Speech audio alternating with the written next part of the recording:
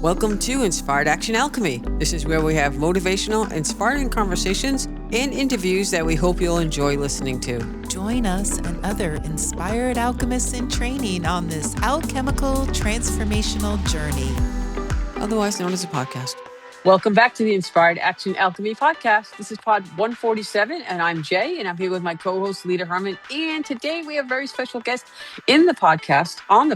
I don't know, Leta, what do you say? In the podcast? On the podcast? I guess you say on the podcast. On the podcast. Who's our guest today, Leta? Brittney Chowning.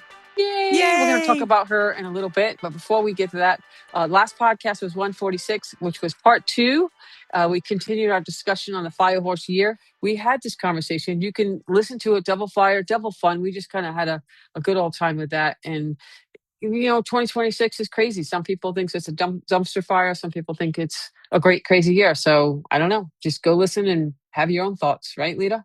Yes. And we already have listeners talking about how this year's been for them and how it's been, so much. And now they're finding ways to utilize the good aspects of the Fire Horse year, not just kind of that, whatever, the dumpster fire or whatever it is. Not everyone is having a dumpster fire. It might seem that way, but not everyone is having a dumpster fire. Maybe just a little small campfire somewhere. And today we're very excited to bring you an interview with Brittney Chowning, who is doing a workshop with us. And we're going to be talking today about Alchemy Plant Spirit Connection, which is going to be very informative, very inspiring, especially for those of you interested in the plant spirit world.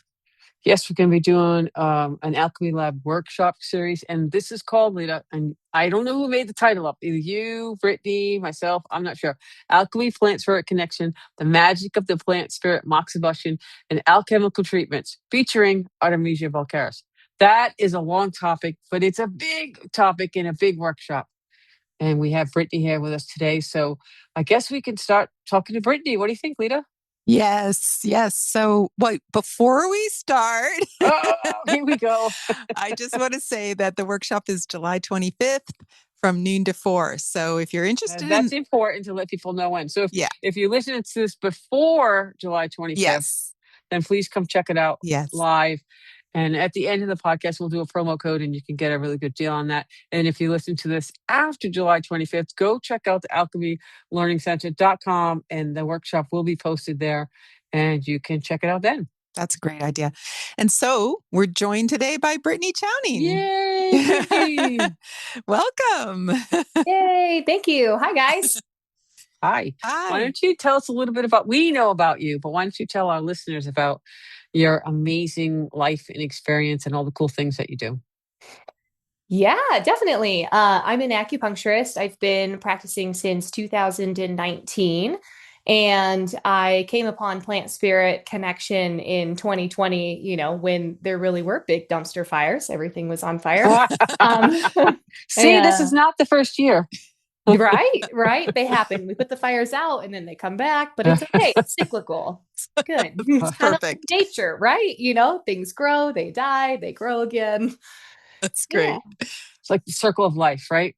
Yeah. I had I felt a way about learning herbs in Chinese medicine school where they just gave us these little tiny packets of dried herbs and there was really no life in it. And I felt a very intense separation from the plants themselves. And I just went down this really deep rabbit hole of wanting to know the plants on a more deep level.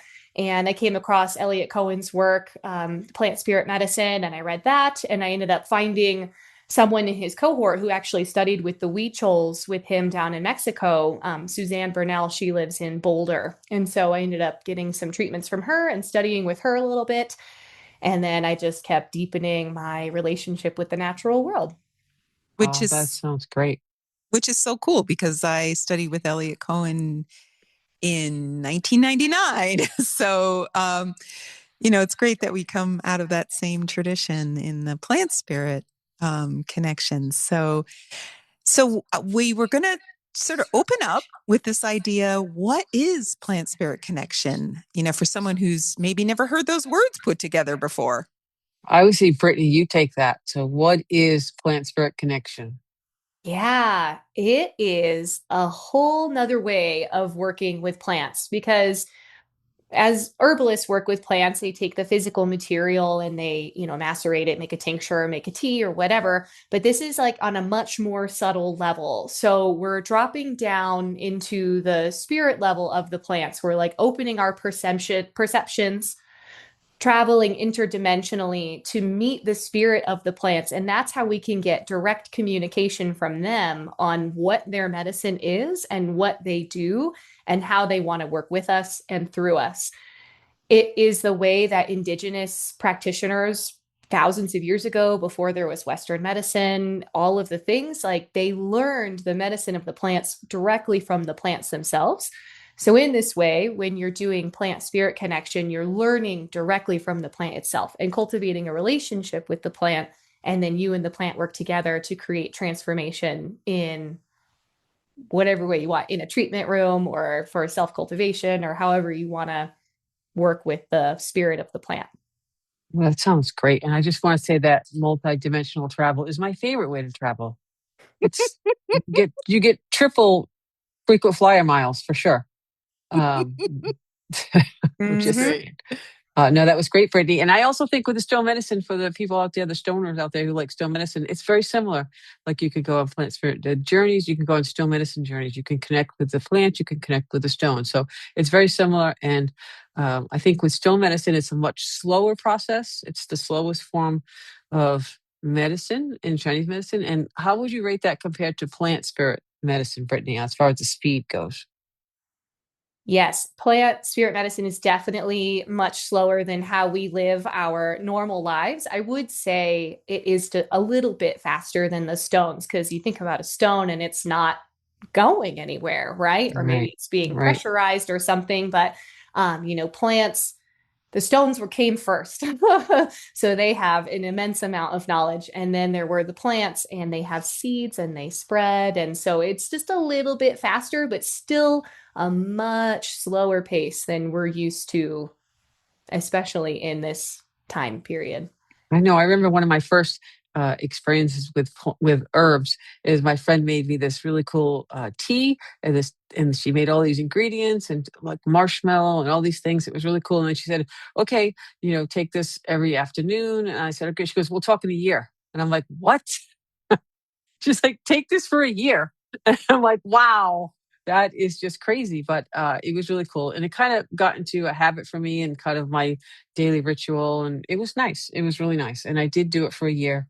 But yeah, so I definitely get the speed thing. It's not like take a pill and everything's great. And we have also put this concept that we're going to talk about today into the alchemy perspective. So not only are we talking about plant spirit connection, but also how that relates to alchemy. So that's what we're going to be talking about today with Brittney.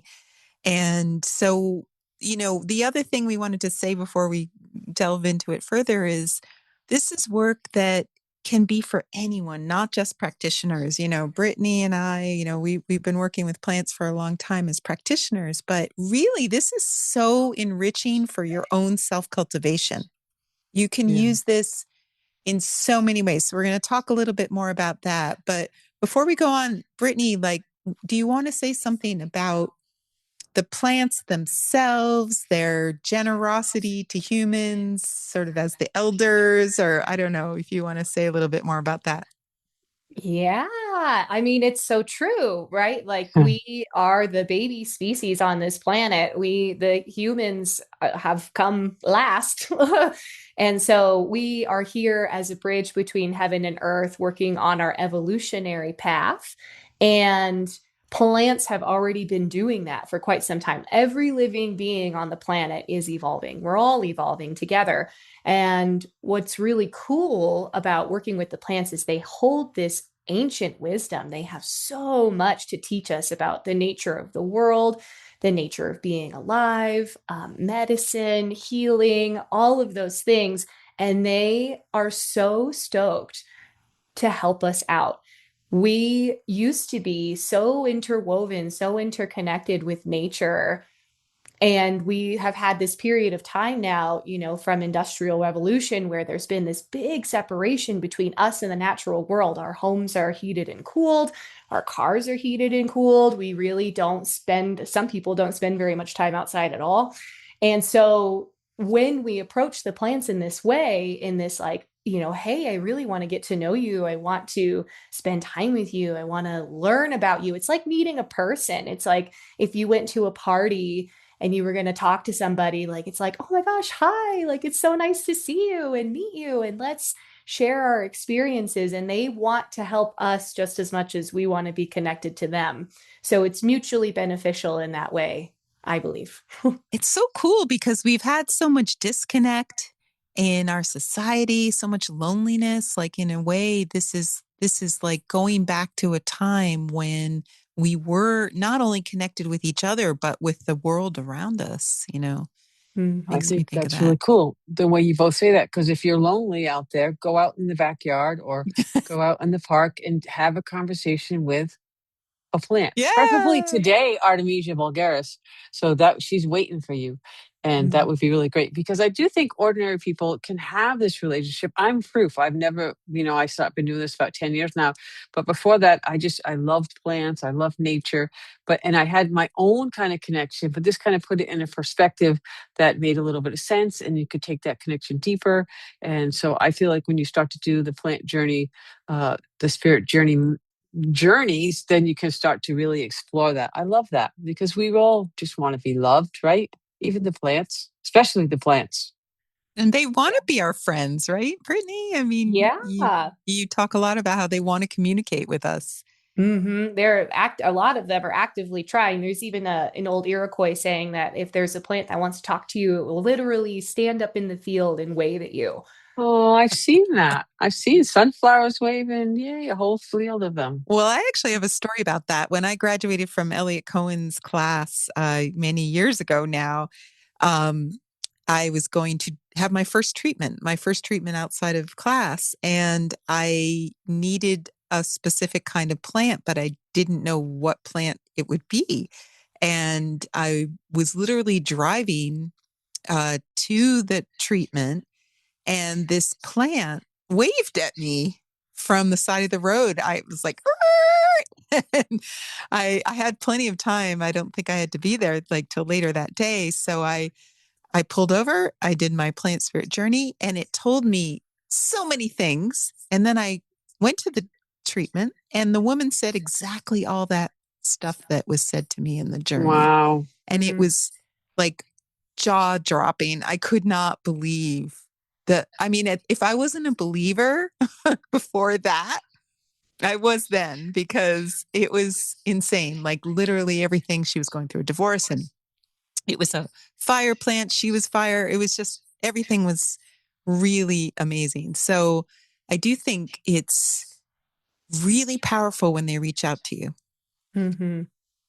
I think that's really great because, everyone has their story of when they realize that connection is real. And I wanted to talk a little bit about like reality. We're talking about multidimensional, my favorite way of traveling, right? And the connecting and talking with the plants and listening to the plants. So let's talk a little bit about, Leta, this question I always say, what is reality actually? Does that even exist?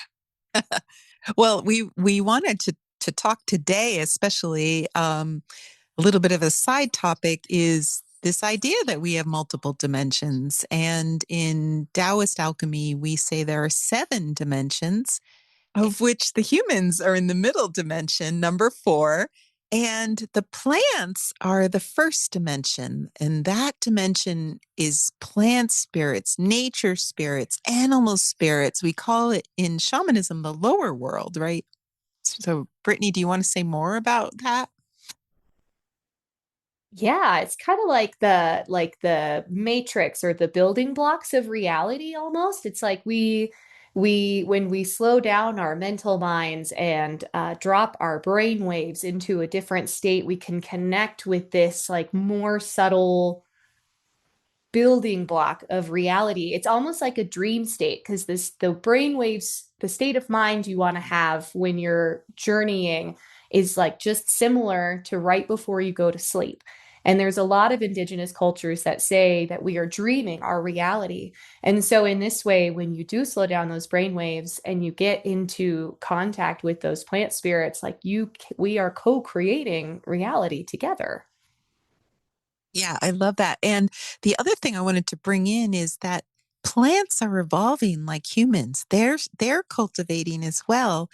We're doing that as well. And so they love helping us. Some of them are a little cranky and maybe don't want to help everyone because humans haven't been that great to some plants, but overall they're doing their alchemy as well. And so alchemy is really this striving to move between dimensions. So plants are evolving to higher levels, and humans and animals, stones are evolving. So when we say a human is evolving, we're basically evolving into the fifth dimension, which is the dimension of the immortals and the sages, and the sixth dimension is like angels and places that humans don't really hang out. But the plant spirits and the stone spirits and the animal spirits, they're also going through an evolutionary process. Yeah, and what's really cool about doing the work together is that we get to do it together. Like as we evolve, they evolve too. So it's again mutually beneficial for everybody. That's awesome. Yeah, I think that's really cool. So again, I just wanted to talk a little bit about this multidimensional. So give me, both of you, each one, tell me a little bit what you think the multidimensional healing journey, what would that be? Well,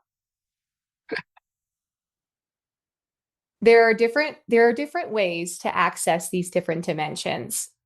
One of the ways is, as I mentioned, with like slowing the brain waves. And so there's different ways to slow the brain waves. So the Sufis would spin, right? So they would spin in these circles, and that would slow the brain waves and open them up to connection, and they could change their state of consciousness and move into different dimensions. The way that I really love and appreciate, one of the ways that I really love and appreciate is through drumming. So when we have drumming of 120 beats per minute for a consistent amount of time, it slows the brain waves down so that we can access these other dimensions intentionally. We do this with consciousness. It's like when we're going to sleep, we're not really thinking about traveling interdimensionally. Maybe some people are when they're astral traveling. Me? No, right? yeah, but me, yes. Yeah, astral I travel and those kinds of things, then it's intentional. But I think for a lot of us, we're not thinking about that as we're falling asleep. But if we can have intention and conscious awareness around this slower brain state, then we can travel intentionally to these other places to meet other spirit beings, guides, grandfather fire, the plants, the stones. I mean, so many berries and little so much bigger than Yes. I'd love that. And we're going to do some of that in the workshop on the 25th, correct? Yes. Yes. All right, Leta, what's your take on multidimensional? I mean, my take on multidimensional is that we can use drumming, we can use spinning, we can also work with pre and post sleep states, or even the sleep, dream world of sleep. So there are many ways, and in alchemy, what we teach in the Alchemy Learning Center is sometimes some of the shamanic techniques that are in the Daoist tradition can also be used, and a lot of it is also meditation. In alchemical meditation, as you advance, and I mean these are very high level, you are also accessing other dimensions. And in alchemy, the idea, Gohung was one of the famous alchemists that started the tradition that we're working with. And supposedly he vanished in thin air and his clothes were dropped to the ground. So, at that point, he physically transitioned to another dimension. So that is kind of how there's a lot of ways, in other words, to work with that multidimensionality. And that makes me think about when we went to China and we went to Hong's Mountain, and his wife, who also vanished and dropped her clothes. We didn't see that. But she had a beautiful moxa garden. She had a beautiful garden of Artemisia Vulgaris. She was an herbalist, and there's different kinds and different varieties. And I took some pictures, and maybe we'll put a couple in the show notes, but it was really beautiful. And it just looked like a little garden, like kind of like overgrown, but it was beautiful. And so she was really into Artemisia vulgaris and different varieties of that as well. Which is the plant that we're focusing on in the workshop. Yay! So That was my segue. yeah, that was a great segue. And Artemisia is an amazing, beloved friend to humans. She grows on nearly every continent because she's here to heal the whole world. And, you know, a good friend to Brittney as well, Brittney, right? Mm-hmm. Mm-hmm. And the Yeah. nature of Artemisia, you know, to me is really gentle, but also really powerful, really, really wanting to help. And that is something, that's why we picked this plant to talk about, because it's so much a part of Chinese medicine. It's, you know, part of, you know, mugwort is a very well-known plant around the world. And there's many, many species of the genus Artemisia. But what would you say about your relationship with it, Brittney? Yeah, she shows up as a she to me. I mean, I understand that like spirit doesn't necessarily have Yes. gender, you know, but sometimes in this work, when the spirits appear to you, they may have some look like some kind of gender. But for me, yeah, she was very approachable, very gentle, very loving, like grandma energy almost, like just wanting to help show you the way, you know, like here's the things that we can do, here's what I help with, here's how you can work with me, and none of the crankiness that I have experienced with other plants. And so it's a beautiful relationship. And what I have also found really powerful and amazing about her is I don't have to do anything. Like when you call in the spirit of the plant is doing the facilitating. So like we are like the transmitter, right? Called like the holding that in between as a human. And we call in the spirit of the plant because we've cultivated a relationship with that plant. And then the plant works with where the person that's on the table or ourselves, or but like what is awesome about it is that we don't have to effort. It's not hard. I like that. We can be lazy and she'll do a lot of the heavy lifting, right? I like that. Yeah, We just so have to one hold up plant. our end of the bargain of Well, the that's cultivating the true. I relationship. Yeah. always a little asterisk, right? Like, Yeah.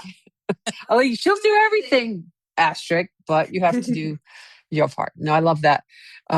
So one plant who loves the whole world, is it all, are all plants love the whole world, or is that like a special notation for this particular plant?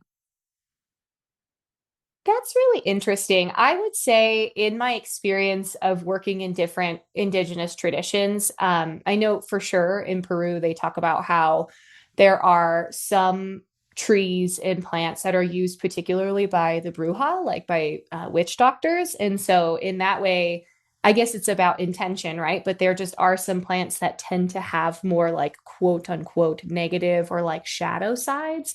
But that is true for all plants, and it's true for Mm. us too. And that's why we're helping each other evolve, is because we can heal that in each other when we do deeper work. I love that. I think that's really, I'm going to think about that too. Because I think for me, my connection has been through the healing. You know, if you burn the Artemisia, the mugwort, and you put it on the points and stuff, that can be really, you know, quite amazing. And in the clinic and the Alchemy Healing Center, it's so much moxa is used in that clinic. I think that's you, Lita. You just kind of like burning it up like crazy. Yeah. And you have like your own recipe on what to do, and like with combining different variety, different kinds. You might want to talk a little bit that, or you could save that for the workshop. That's okay. You Yeah, don't have to that's say it true. today. I want to give it all away today, you know, Yeah. and you want to be able to have people get interested for the 25th. So, Well, um, I would like to say that for the acupuncturists who, I mean, I know a lot of our listeners are sure. acupuncturists. The reason that this is so important, this idea of plant spirit connection in terms of moxibustion, is there are many cases where you can't do moxibustion. Either the person has sensitivities to the smell, or maybe you're in a shared office, or maybe the office doesn't allow the burning of any kind of incense. And so what are you going to do? Because people do need moxa. They need moxibustion. It has very special properties. It's good for blood deficiency. It's good for moving the chi. There's so many ways that moxa is, invaluable. And so, what Brittney, what you and I are doing is like we're helping other practitioners learn how to do this so that you're not reliant. I mean, you were just saying the other day you forgot your moxa when you were traveling somewhere and you really needed to use it. And there you go. So you have plant spirit moxa. So that's Yeah. cool. And Yeah. we're gonna go over that also in the workshop, right? How someone can do that, or someone who doesn't really know how to do it, but like maybe have some kind of attraction to the plant world. That's correct, right? We're gonna do that. Yeah. Yeah, Yes. that sounds great. Plant spirit connection. It sounds like nature's dating system. Just make a connection. Yeah. I have one more thought before we end. I was thinking, Brittany, like, I think a lot of people might not, if they've never done anything like this, what would be an example for you of like when you've done a journey, um, and a plant tells you something? For me, I always feel like I know it's not coming from me because I never would have had that thought. I don't know if you have this experience, but if you have like a personal story about, a plant that you met, or I know you've done a lot of work with tobacco and maybe you have something you want to share about a particular plant, just so people get a sense of what that connection is about. Yeah. Yeah. I'm trying to like narrow down to one experience. The very first story that came to my mind is when I was working with tobacco and really being in a place of deep respect and cultivation and wanting to grow the plant inside of me, which is like a whole nother way of working with plants. But the spirit of the plant would bring me visions and dreams. And it was things that for sure weren't just coming from my subconscious, they were direct messages from the divine.